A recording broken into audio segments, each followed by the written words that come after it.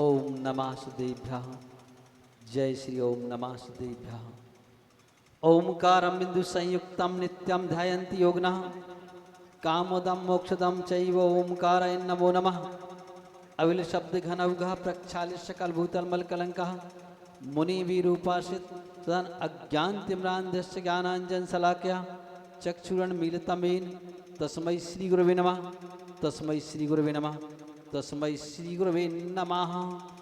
देवादिदेव खजासी आदिनाथ भगवान की, शासन नायक महावीर भगवान की, मूल नायक चिंतामणि पारसनाथ भगवान की, 24 तीर्थंकर भगवान की, 10 लक्षण महापर्व के उत्तम तप धर्म की, आचार्य गुरुवर श्री अभिनंदन सागर जी महाराज की, 3 कम 9 करोड़ महाराजों की, परम पूज्य आचार्य आदित्य सागर जी महाराज की जय हो।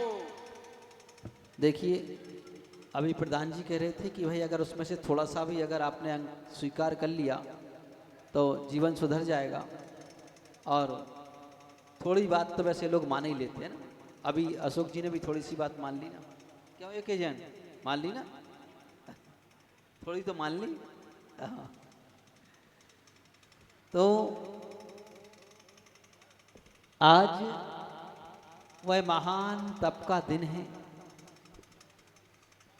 जब हमारे जीवन में संयम आ जाता है, हम नियंत्रित हो जाते हैं। और नियंत्रित हो जाने के बाद ये तप की प्रक्रिया प्रारंभ होती है। क्योंकि जब तक मन ही नियंत्रित नहीं होगा, मन ही इधर उधर भागता रहेगा, फिर अगर चलायमान मन के साथ, अरे भाई ये लाइट वाले ये ट्रैक्टर बंद करो, पहले ट्रैक्टर चल रहा है।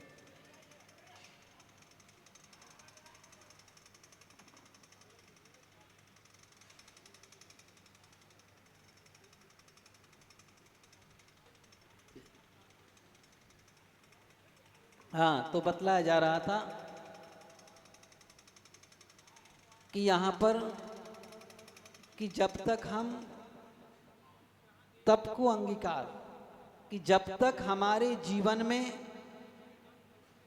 संयम नहीं आएगा और हम जब तक संयम को अंगीकार नहीं करेंगे तो तब तक यह तप हो नहीं सकता है।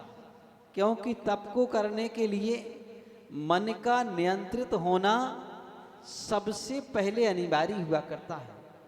कि कोई भी बात को सुनने के लिए, समझने के लिए मन की एकाग्रता सबसे पहले अनिवार्य है। इसलिए छठाला में बात कही हुई है कि ताही सुनो भवि मन थिर आन जो चाहो अपनो कल्याण। का अगर अपना कल्याण चाहते हो तो जिनेंद्र भगवान की उस वाणी को, मन को स्थिर करके सुनो। क्योंकि चलायमान मन में वह चीज समझ में नहीं आ पाती। तो इसलिए सबसे पहले हमें मन को स्थिर करने की कला जानना चाहिए। अब जब हमारा मन स्थिर हो जाता है और हम तपस्या करते हैं, तप करते हैं, तो जीवन में तप एक अमूल्य वस्तु है। क्योंकि इस तप के द्वारा ही हम भगवान बनते हैं। क्या बनते हैं? तप एक भगवान बनने की कला है। कि अगर जितना ज्यादा हम तपेंगे उतना ज्यादा मूल्य ऊंचा होता चला जाता है, उतना ही ज्यादा आत्मा निखर कर के कुंदन हो जाती है।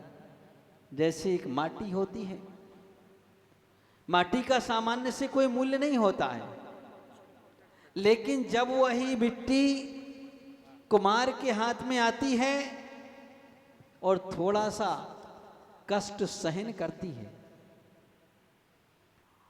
उसको पहले कूटा जाता है, पीसा जाता है, छाना जाता है, और जब वह थोड़ा सा पानी डाला जाता है, मृदु हो जाती है, और उसके मृदुपन होने पर एक उसको आकार दे दिया जाता है।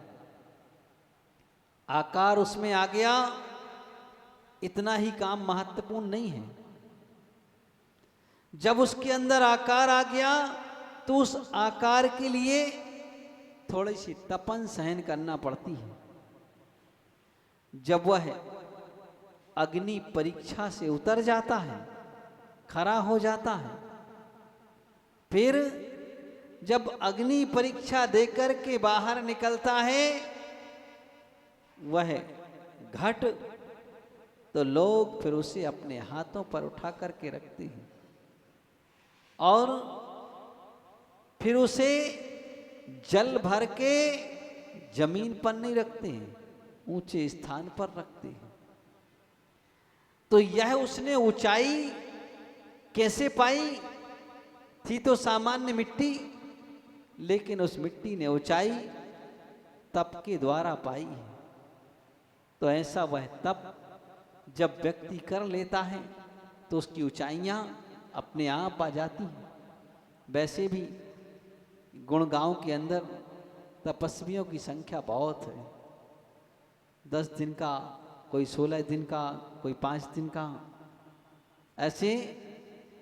तो आज वह तप हम जो करते हैं, तो तप करने के पीछे हमारा उद्देश्य क्या होता है? तो उमा स्वामी महाराज कहते हैं कि कम कर्म क्षयार्थम तपते ति तपः, का कर्मों के क्षय के लिए जो तपा जाए उसका नाम तप हुआ करता है। तो ऐसे उस कर्मों के क्षय के लिए जब हम तप करते हैं तो का वह तप हमारे लिए श्रेष्ठ बना देता है। एक नदी का उद्गम पहाड़ों के बीच से होता है, झरने से होता है, या फिर जमीन में से निकलता है। कुछ नदियां पहाड़ से निकलती हैं, जैसे गंगा नदी पहाड़ से निकली, तो नर्मदा नदी जमीन के अंदर से निकली। जब वह नदियां जमीन के अंदर से निकलती हैं तो प्रारंभ में उनका स्तर बड़ा छोटा होता है, और जब वह आगे बढ़ती हैं तो नदी को अपना रास्ता स्वयं बनाना होता है। क्योंकि पानी कहाँ बहता है? जहां ढलान होती है। ढाल की ओर पानी अपने आप बहता चला जाता है। तो जैसे पानी ढाल की ओर जाता है, वैसे ही मानव का मन भी हमेशा ढलान की ओर जाता है। अर्थात उसका मन भी पांचों इंद्रियों के विषयों की ओर जाता है। जब वह विषयों की ओर जाता है तो उसको ऊंचा उठाने के लिए हम क्या करते हैं? क्या कुछ पुरुषार्थ करना होता है। पानी को ऊंचाई पर ले जाना हो तो यंत्र से जोड़ देते हैं, तो पानी ऊपर जाने लग जाता है। ऐसे अगर मन को ऊंचा ले जाना हो तो मंत्र से जोड़ दो, मन की गति भी ऊंची हो जाएगी। तो हमें अपने मन को ऊंचा करने के लिए मंत्र का सहारा लेना होता है।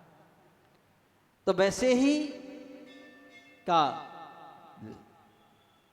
कि वह नदी भी अपने स्वभाव के अनुसार नीचे की ओर बहती चली जाती है, और नीचे जाते जाते काफी दूर तक चली जाती है। जब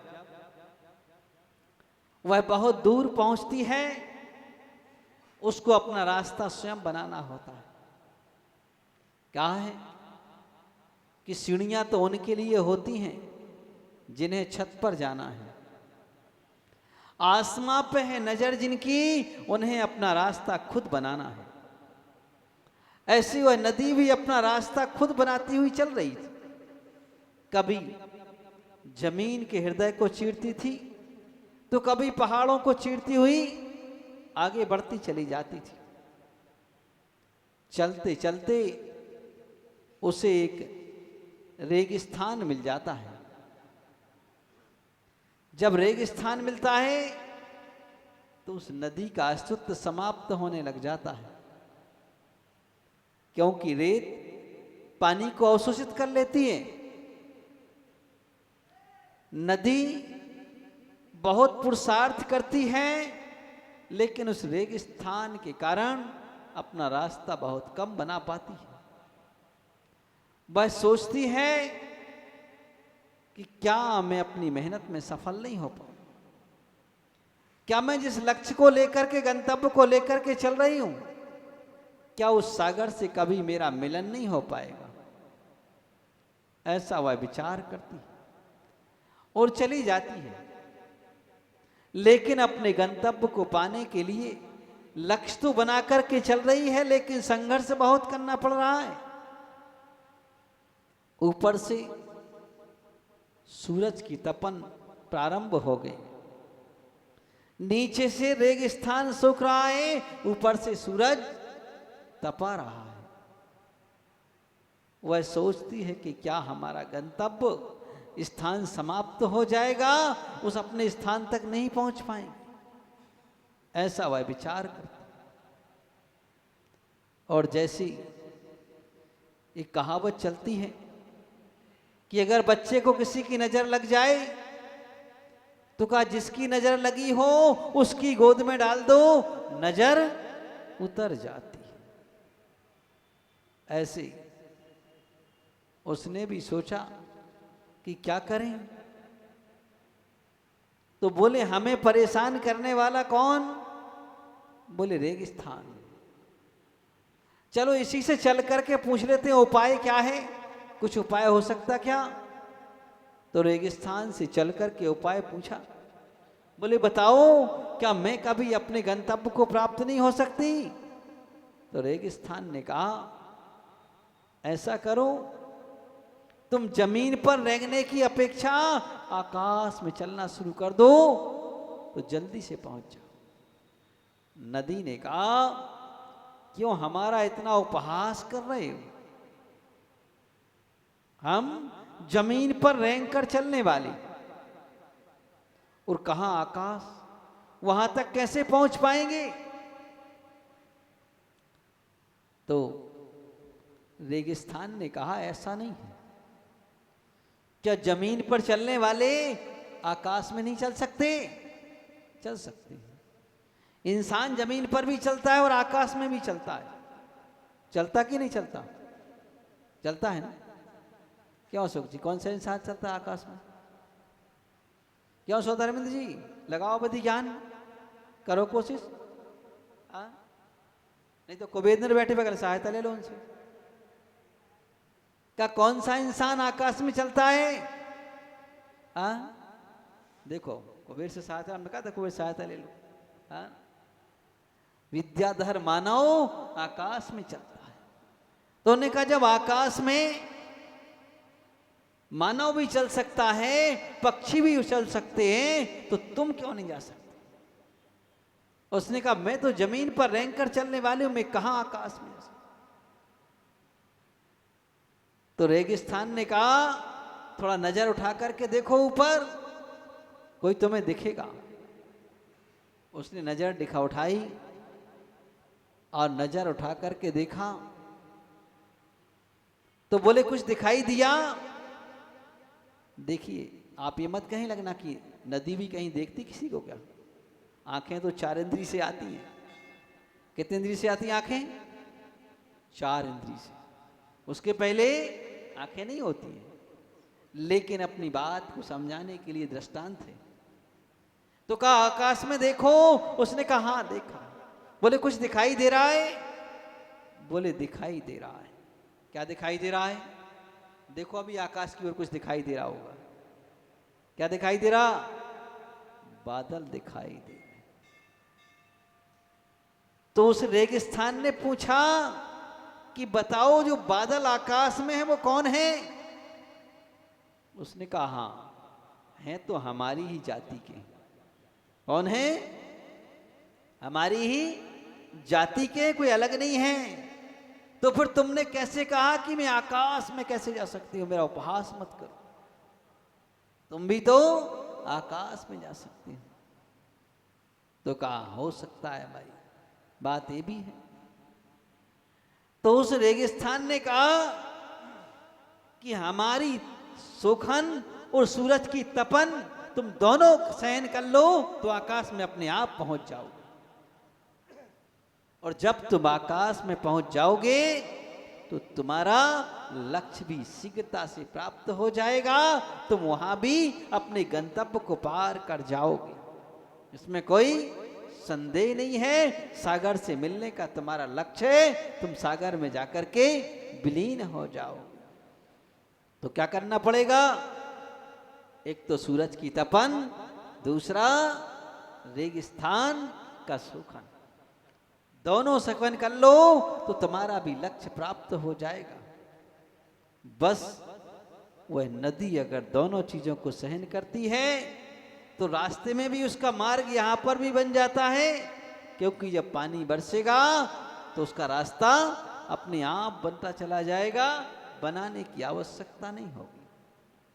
तो जैसे वह नदी उस तपन को स्वीकार कर लेती है तो वहां पर उसका गंतव्य अपने आप प्राप्त हो जाता है। ऐसे ही अगर ये प्राणी, ये मानव उस तप को अपने जीवन में अंगीकार कर लेता है और अंगीकार करके जो तप का उद्देश्य बताया है उस उद्देश्य से अगर वह तप करता है तो नियम से वह भी इस जमीन पर चलने वाला मानव वह भी आकाश में मतलब सिद्ध शिला में बैठ सकता है। बैठ सकता कि नहीं? बैठ सकता है। भगवान ने कहा कि हम में और तुम में कोई अंतर नहीं है। जैसे जमीन में चलने वाले पानी में और आकाश में एक ही जाति थी, वैसे भगवान की और हमारी जाति एक ही है, कोई अलग नहीं है। कौन सी जाति है? भगवान की और हमारी कौन सी जाति है? पंच इंद्री जाति है। वो भी एक दिन इंसान थे, हम भी इंसान हैं। वो इस तरह उठे कि आसमां बन गए, सारे जहां के वास्ते ईमा बन गए। हम उनके साथ रहकर आदमी ना बन सके, वो हमारे साथ रहकर भगवान बन गए। वो हमारे साथ रहकर भगवान बन गए। तो भगवान ने कहा कि हम और तुम एक ही तो हैं, कोई अलग नहीं है। तुम भी थोड़ा सा पुरुषार्थ करोगे तो आज जो जमीन पर चल रहे हो तुम्हारा स्थान भी जाकर के सिद्धालय में विराजमान होने का स्थान बन जाएगा। बस थोड़ा सा पुरुषार्थ करने की आवश्यकता है। बस इतना इतना अंतर है उनमें और इस नीचे बैठने वालों में, इतना ही अंतर है। उन्हें कहा वे भगवान वीतराग हैं और नीचे बैठने वाले वितराग हैं। बस इतना सा ही अंतर है। राग दोनों के साथ है, लेकिन उन्हें कहा वीतराग हैं तो ये वितराग है। बस इतना सा अंतर है और कुछ भी नहीं। और अगर ये वित्त छोड़ करके भी लग जाए तो कहा तुम भी जाकर के ऊपर सिद्धालय में विराजमान हो जाओगे। तो इसलिए क्या भगवान ने बताया कि जब हम इतनी सी अगर अंतर आ जाए तो हमारा स्थान भी नियम से बदल जाएगा। तो हम तप के उद्देश्य को और अगर महत्व को समझने लग जाएं तो वास्तविकता को प्राप्त हो जाएंगे। शुभचंद आचार्य महाराज ने एक ग्रंथ लिखा हुआ है ज्ञानार्णव। कौन सा ग्रंथ लिखा? ज्ञानार्णव। शुभचंद महाराज और भर्तरी हरि दो भाई थे, सगे भाई थे, दोनों राजपुत्र थे, राजा के पुत्र थे। तो भर्तरी हरि ने भी तप करना शुरू किया और शुभचंद आचार्य ने भी तप करना शुरू किया। शुभचंद आचार्य महाराज एक दिगंबर जैनाचार्य बन गए और तप करने लगे। और भर्तरी हरि उनके भाई भी तपस्या में लग गए, लेकिन एक रस की सिद्धि में लग गए, थोड़ा सा मार्ग से भटक गए। देखिए, मार्ग पर लगना तो बड़ा आसान है, लेकिन अपने लक्ष्य को ध्यान में रख कर के मार्ग पर बने रहना ये सबसे बड़ी महानता है। क्योंकि जब कोई कार्य करते हैं तो प्रसिद्धि अपने आप प्राप्त होना प्रारंभ हो जाती है, और प्रसिद्धि में भटक जाने के चांस ज़्यादा रहते, कहीं भटक ना जाएं, इस बात का ध्यान रखना सबसे पहले अनिवार्य हुआ करता है। तो वह भटकन हमारे से दूर हो जाए, हम दूर हो जाए उस भटकन से। तो ऐसी वह प्रसिद्धि का डर से, प्रसिद्धि जब आती है तो व्यक्ति थोड़ा सा अहम आ जाना स्वाभाविक बात है। तो भर्तृहरि हरि ने भी 12 वर्ष तक तप किया और तप करके एक रस की सिद्धि कर ली, रस सिद्ध हो गया, उससे रस की सिद्धि बन गई, उससे स्वर्ण बनाने की प्रक्रिया प्रारंभ कर ली। वैसे स्वर्ण सामान्य से बनता नहीं है, वह तो पृथ्वी काया के अपने आप जमीन से उत्पन्न होता है। फिर भी आचार्य कुंद स्वामी महाराज ने स्वर्ण बनाने की विधि बताई है कि कैसे बना सकते हो। समयसार ग्रंथ में लिखा है, सोना धातु, सीसा धातु हो, सिंदूर में लपेट दो और हथनी के मूत्र से गीला कर दो और उसे अग्नि में धोंक दो। लेकिन शर्त एक ही है कि अगर पुण्य का उदय हो तो वह सीसा धातु सोना बन जाएगी। ये उन्होंने विधि बतलाई है। तो उन्होंने भी रस सिद्ध कर लिया सोना बनाने का, और सिद्धि तो कर ली और बहुत सारा सोना बनाना भी तैयार कर लिया। ध्यान आया कि जब अपने कुछ पा लिया है तो अपने भाई को भी देखो कहां पर है, उनने कुछ पा पाए कि नहीं पाए। खोज की, भाई कहां पर है। सेवकों को भेजा, बोले जाओ हमारे बड़े भ्राता सुखचंद्र को देख करके लाओ कहां पर है। वो खोजते खोजते पहुंच गए और जाकर के एक पहाड़ के नीचे सुखचंद आचार्य महाराज ध्यान में मग्न बैठे मिल गए। तो सुखचंद महाराज को संदेश दिया, बोले चलो महाराज तुम्हारे भाई ने तुम्हें बुलाया है, उन्होंने रस की सिद्धि कर ली है, अब चलो महल में ही ठाठ से रहना। उन्हें कोई उत्तर नहीं दिया, शांत बैठे रहे बिल्कुल। तो लोगों ने सोचा कि लगता है कि तप करते करते कुछ विक्षिप्त हो गए, ये तो कुछ बोलते ही नहीं, लगता है दिमाग को चल गया। सेवक लोग वापस आए, उन्होंने कहा महाराज उनकी हालत तो बड़ी खराब है। बोले क्या है? तन के कपड़े भी फट गए हैं, बाल भी बड़े बड़े हो गए हैं, दाढ़ी भी बढ़ गई है, तन पर धूल भी चढ़ गई है और लगता है दिमाग से भी कुछ विच्छित हो गए, सुनते ही नहीं किसी। बोले ऐसा करो, ये रस ले जाओ, उनको दे आओ, उनको बता देना इसका महत्व कि इससे स्वर्ण बनता है। रस लेकर के सेवक लोग पहुंचे और जैसे ही वहां पर पहुंचे उनके सामने रखा और उसका महत्व बतलाया। बोले इससे स्वर्ण बनता है। तो ने अपने उस तूमी में जिसमें रथ लेकर के गया था उसमें पैर की ठोकर मार के गिरा दिया। सेवकों ने कहा महाराज ये क्या किया? इतना अमूल्य रस 12 वर्ष की तपस्या करके जिसको सिद्ध किया है और तुमने पैर की ठोकर से इसको जमीन पर गिरा दिया।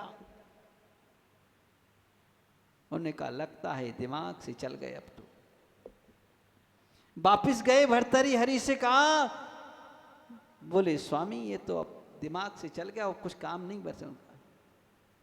उन्होंने पैर से उसको रस को गिरा दिया। भ्रातत्व प्रेम तो भ्रातत्व ही होता है। भाई भाई में जो प्रेम होता है वो अन्यत्र कहीं नहीं देखा जाता है। अब ये बात अलग है कि लक्ष्मी जी का आगमन हो जाए तो भ्रातत्व प्रेम कुछ कम हो जाता है, ये बात थोड़ा थोड़ा वह, लेकिन फिर भी दिल में तो बना ही रहता है। उसको बाहर भले ही प्रकट नहीं कर पाते लेकिन दिल में थोड़ा थोड़ा तो रहता ही। तो उन्होंने कहा चलो अब हम ही चलते, इस बार भाई को लेकर के आते हैं। और पहुंच गए भाई को लेने के लिए। वही भी एक तुम ही रस ले गए। उन्होंने कहा चलो लेकर के चलते। हाथ जोड़ करके भाई से निवेदन किया, बोले भाई चलो, ये क्या है। अपनी प्रसिद्धि बतलाई कि आप भी 12 वर्ष से तपस्या कर रहे हैं। क्या किया, तन के कपड़े भी चले गए और कुछ भी सिद्धि नहीं कर पाई। और हमने 12 वर्षों में ये रस सिद्ध किया है जिससे स्वर्ण बनाने की कला जानी जाती। तब उन्होंने कहा कि मेरा भाई तो ये भटक गया, तप का महत्व ही नहीं समझ पाया कि तप किस लिए किया जाता है, तप के पीछे उद्देश्य क्या है। जो कि भर्तृहरि हरि कोई सामान्य आचार्य नहीं थे, एक तपस्वी आचार्य थे। तो उन्होंने कहा कि सुखचंद ने महाराज ने कहा, भर्तृहरि हरि तुमने तप का मूल्य नहीं समझा कि तप किस लिए किया जाता है, और कहाँ इस लौकिकता में फंस गए, इसका कोई मूल्य नहीं है। क्या तुम्हारी 12 वर्ष की तपस्या हमारे चरणों की धूल के बराबर नहीं है। और पैरों के नीचे से धूल उठाई और मंत्र पढ़ के एक शिला पर फेंक दी, शिला स्वर्ण की हो गई। और कहा बस तुम्हारी इस 12 वर्ष की तपस्या का प्रभाव हमारी चरण के धूल के बराबर नहीं। तो कहा भाई ये तपस्या केवल बाह्य लौकिकता के लिए नहीं की जाती है, आत्म कल्याण के लिए की जाती है, कर्मों की निर्जरा के लिए की जाती है। और ये बाहर की सिद्धियां तो अपने आप चली आती हैं, इसमें कोई बहुत बड़ी बात नहीं है। और जब वह बतलाया तब अपने भाई को समझाने के लिए सुखचंद महाराज ने अपने छोटे भाई को समझाने के लिए कि तप का क्या मूल्य है और इस तप में ध्यान कैसे किया जाता है, इस बात को बतलाने के लिए उन्होंने एक ग्रंथ लिख दिया जिसका नाम ज्ञानार्णव ग्रंथ। भाई जिसमें केवल ध्यान का वर्णन किया गया कि हमें ध्यान इस तरह से करना है, आत्म तत्व का चिंतन करना है। एकाग्र चिंता निरोधो मांतर मुहूर्तार्थ ध्यानम, ध्यान की परिभाषा बताई कि चित्त को किसी एक विषय में अंतर मुहूर्त तक स्थिर कर दो तो का भगवान बन जाते हैं। क्या बन जाते हैं? भगवान बनने में कोई बहुत बड़ा टाइम नहीं लगता है। कितना टाइम लगता है? मात्र एक मुहूर्त। मतलब कितना होता मुहूर्त? 48 मिनट। कितना कितना होता है पीछे वाले? अम्मा हाथ हिला रही कि महाराज ज्यादा मत बोलो। अच्छा यही कह रही ना, अच्छी बात। हाँ तो क्या 48 मिनट का एक मुहूर्त होता है और 24 मिनट की एक घड़ी होती है और 2 घड़ियों का एक मुहूर्त होता है। तो कहा हाँ सौदामिनी रानी क्या होगा? कितने समय का एक मुहूर्त होता है? 48 मिनट का। अच्छा सौदामिनी रानी में तो चतुर हैं, सुन भी लेती बातें भी कर लेती, 2 ही काम एक साथ कर लेती। तो कहा 48 मिनट में वह एक मुहूर्त का एक मुहूर्त अगर हमारी आत्मा में स्थिर हो जाए, क्या हो जाए? आत्मा में स्थिर हो जाए। कैसे स्थिर हो जाए? क्या है? स्वयं ने स्वयं को स्वयं के लिए, स्वयं के दोयारा स्वयं से अधारा, स्वयं का स्वयं में परिणय जो होता, अतः यह ममात्मा स्वयंभू कहाता। अतः यह ममात्मा स्वयंभू कहा। अगर हमारा ये परिणय स्वयं के लिए स्वयं से स्वयं को हो जाता तो यह ममात्मा स्वयंभू हो जाता। तो ऐसे ही कहा कि जब उन भर्तृहरि हरि के लिए शुभचंद महाराज ने समझाया कि भाई ध्यान एकाग्रता के लिए करना है और ध्यान का विषय एकमात्र आत्मा होना चाहिए, दूसरा कोई विषय नहीं होना चाहिए। जब उस आत्मा में अगर हमारी स्थिरता अंतर मुहूर्त हो जाए तो ये रस की सिद्धियां तो अपने आप स्वमेव हो जाती हैं, इनको करने की आवश्यकता नहीं हुआ करती है। तो इसी के लिए हम तप करते हैं और उस तप में पहला तप अनशन तप होता है, जिसमें भोजन का परित्याग कर देते हैं। तो वह सारे प्रकार का विकल्प छोड़ करके, अब इसका मतलब ये नहीं है कि हम बहुत बड़े बड़े उपवास करें जब भी तपस्वी कहलाएंगे, ऐसा नहीं है। इसलिए 16 कर्ण भावना में भावना है ना, क्या भावना है? रोज अर्थ चढ़ाते हो, क्या है भावना? शक्ति तस तप। क्या है? क्या है भावना? बोलो ना। अच्छा, तप में इतने लीन हो गए हैं सब लोग ध्यान में कि अब वो बाहर निकलने की भी जरूरत नहीं है ना। देखो थोड़ा थोड़ा कुछ कुछ बोलते रहा करो, है ना। अगर तुम सब शांत बैठते हो ना तो हमारे लिए कुछ कुछ होने लग जाता है ना? हाँ, क्यों होता है मालूम है? क्योंकि जिन धर्म में लिखा है कि अगर 48 मिनट कोई शांत बैठ जाए तो भगवान बन जाएगा, तो हमें ये लगता है कि ऐसा ना हो कि हम बोलते रह जाओ तुम भगवान बन जाओ। मतलब हमें तुमसे ईर्ष्या नहीं कि तुम भगवान ना बनो, बनो जरूर बनो, लेकिन पहले हम बाद में तुम, है ना, ऐसा।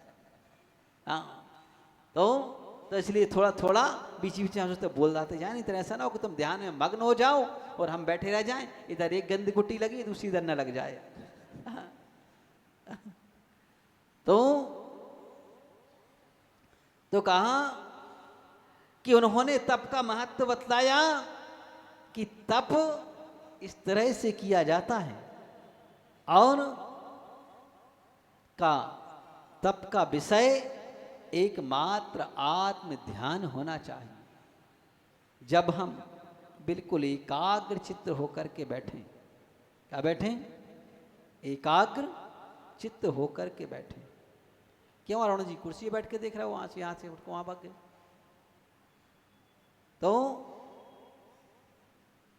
तो जब हम एकाग्र चित्त होकर के बैठें और देखें तो वह एकाग्रता हमारे लिए का उस आत्म सिद्धि को देने वाली होती है ना। तो हम उस एकाग्रता को अवश्य अपने अंदर लाएं और वही एकाग्रता का सबसे बड़ा तप हुआ करता है। तप का नाम है इच्छा निरोधा तपः। हमारे अंदर जो अनेक इच्छाएं उठती हैं उनको हम एकाग्र कर लें, उसी का नाम सबसे बड़ा तप हुआ करता है ना। तो समझ गए ना क्या होता है तप? हमने पूछा अरुण जी से कि अरुण जी तप क्या होता है, सुनिए अपने परिभाषा। क्या कहा हमने? कि एकाग्र निरोधा तपा। अरुण नाम कौन से जी? सामने बैठे सौदा प्रदीप जी, भूतपूर्व सौधर्मेंद्र, है ना। तो एक बार बस अपनी बात को समाप्त करते, एक छोटा सा चुटकुला और सुनाते, बस बात खत्म करते, समय हो रहा अपना। तो हमने कपिल से पूछा, कपिल तप की परिभाषा सुनी आपने? उन्होंने कहा हाउ महाराज सुन ली। फिर अशोक जी से पूछा, आपने सुनी? अशोक जी बोले हाँ महाराज सुन ली। हमने कहा अच्छा ये बताओ, ये हाउ कह रहे तुम हाँ कह रहे, दोनों में अंतर क्या है? बोले महाराज अंतर ये है कि जो पढ़े लिखे लोग होते हैं वो हाँ कहते हैं, जो कम पढ़े लिखे होते हैं वो हाउ कह देते हैं। तो हमने कहा अशोक जी ये बताओ आप तो पढ़े लिखे हो? बोले हाउ महाराज हम तो पढ़े लिखे हैं।